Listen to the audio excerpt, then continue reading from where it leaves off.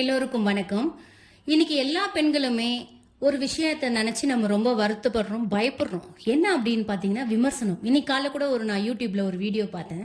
ஒரு விமர்சனத்தை பார்த்து ஒரு பெண் ரொம்ப கண் கலங்கி பேசியிருந்தாங்க. தன்னிலை விளக்கம் கொடுத்திருந்தாங்க.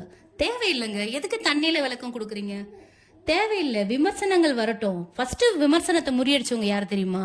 பாரதி கண்ணம்மா. பாரதி கண்ணம்மா வெளியவே பெண்கள் வராத நேரத்துல பாரதியார் தன் கையை பிடிச்சி அந்த அக்ரஹாரத்துல நடக்கிறதுக்கு முதல் வெளியே வந்தவங்க பாரதி கண்ணம்மா.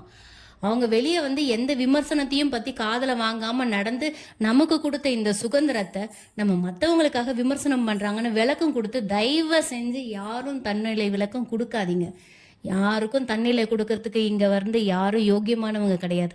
ஒரு விஷயம் மற்றவங்கள பத்தி வெளியே தெரியாத வரைக்கும் தான் அவங்க வந்து யோக்கியமானவங்க. அவங்கள பத்தி வெளியே தெரிஞ்சிச்சுன்னா அவங்க யோக்கியமானவங்க கிடையாது. யாரும் எப்பவுமே எதுக்காகவும் தண்ணியில விளக்கம் கொடுக்காதீங்க.